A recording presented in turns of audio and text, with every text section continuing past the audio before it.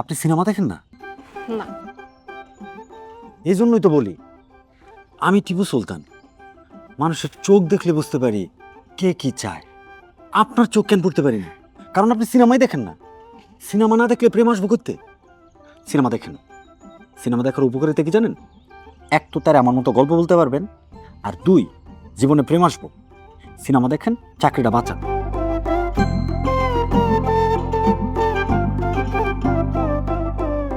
আর শুনেন, একটু আগে বলছিলাম না যে আমার গল্পের নায়িকার চেয়ে আপনি বেশি সুন্দরী?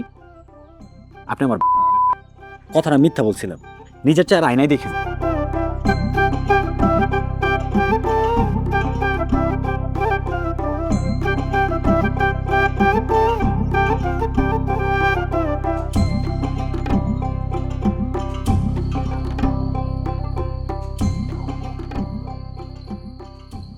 এই যে সাইকোলজি,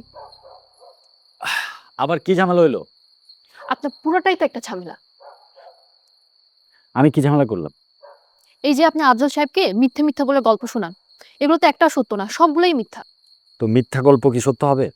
কিন্তু আপনি তো তাকে মিথ্যা বলে ঠকাচ্ছেন। সাইকোলজি স্টুডেন্টকে? তুমি না আমি?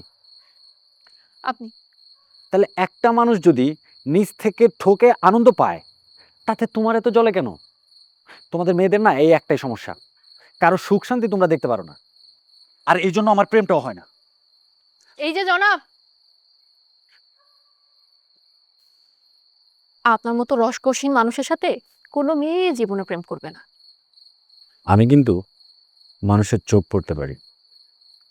কার চোখ কখন কি কি চায় সব বুঝি, কিন্তু বলি না। বললে ধরা খেয়ে যাবেন।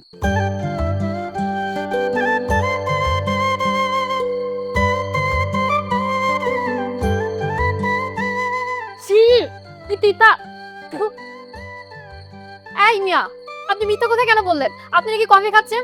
আপনার মধ্যে তো আসলে কোনো রসকস নাই। আমার মতো একজন রসকসহীন মানুষের কফিতে কি মধু থাকবে? আর আপনার ইনফরমেশনের জন্য বলি, এটা কফি না, এটা চিরতার রস।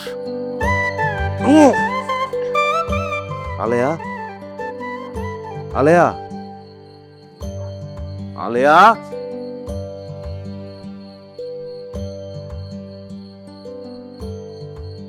চেনা চেনা লাগছে। ও মেহেরজান, জি বলুন। মেহেরজান, আমার হেরিকেনটা খুঁজে পাচ্ছি না, একটু খুঁজে দিবেন? শুনুন, আমি এখানে আফজাল সাহেবকে দেখাশোনা করতে আসছি, আপনার হারিকেন দেখাশোনা করতে আসিনি। একটা কাজ করুন, আপনি কফি খান, কফি খেয়ে আপনার হাতের হারিকেন খুঁজুন। কফি? বিসমিল্লাহ।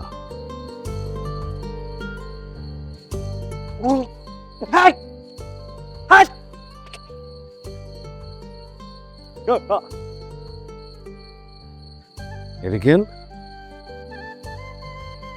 কফির সাথে হেরিকেনের সংযোগ? আলেয়া,